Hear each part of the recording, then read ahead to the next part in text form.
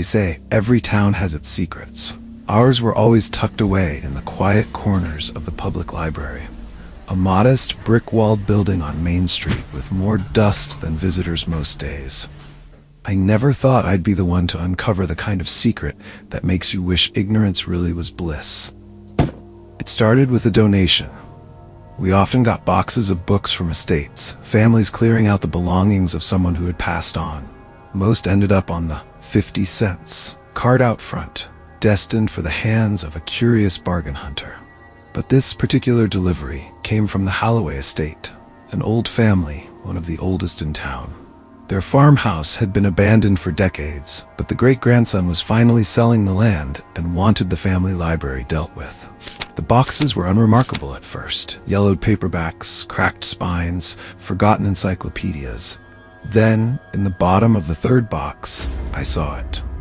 A journal. Its cover was blackened leather, weathered but intact, with no title on the spine. A strange symbol was stamped into the surface, a kind of crude eye, cracked down the center. My fingers tingled as I lifted it, as though the leather held a static charge. Inside, the pages were filled with entries. Each began with a date, written in different handwriting styles, as if dozens of people had used the book over the years. But what caught my attention wasn't the variety, it was the content. The first entry was dated 1907. It described in unsettling detail the death of a coal miner named Samuel Price, a cave-in that crushed him before his fellow workers could dig him out. At first I thought it was just a morbid diary. But something nagged at me, so I checked the town archives. Samuel Price had indeed died in 1907, in a mine collapse. I read more. A 1924 entry describing the drowning of a young woman in the river. Her name matched a faded newspaper clipping we still had on file.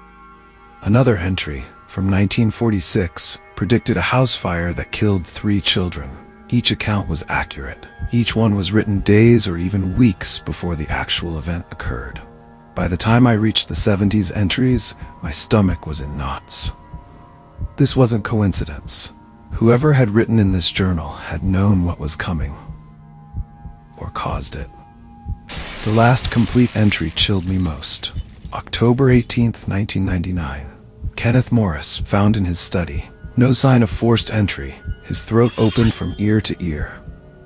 I remembered the whispers about Mr. Morris. The police had called it an unsolved homicide.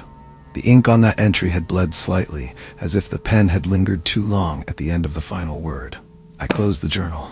For the rest of the day, I couldn't concentrate.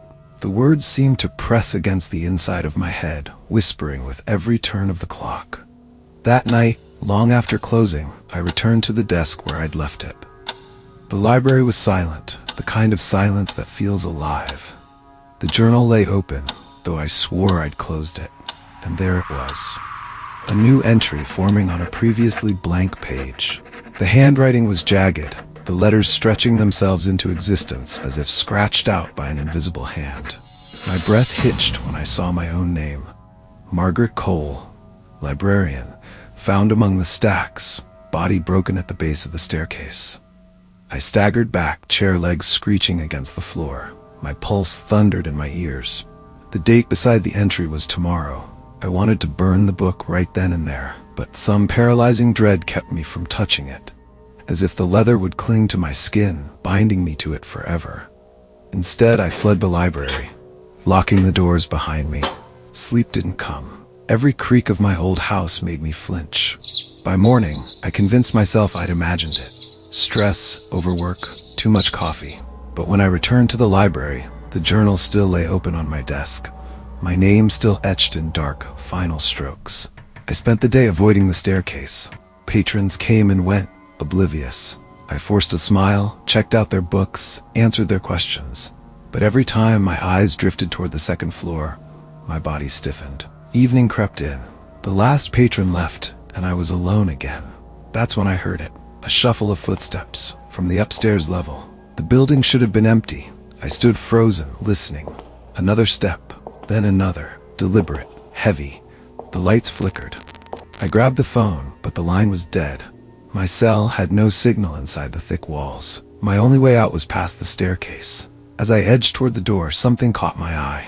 The journal, its pages rustling though no breeze stirred. The letters were moving, rearranging themselves. The entry now read, Margaret Cole, found at the door, skull caved in. I dropped the phone.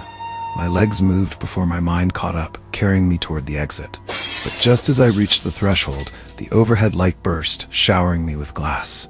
I fell hard to the floor. The air rushed from my lungs. Above me, a shadow moved at the top of the staircase.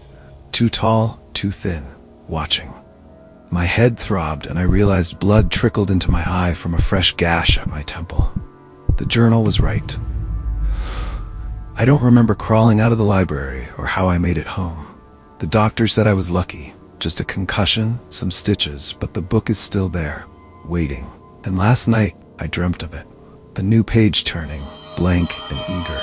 My name already seeping through in black strokes I could not stop. I don't know if writing this will change anything. I only know one thing for certain. The Archivist isn't finished with me.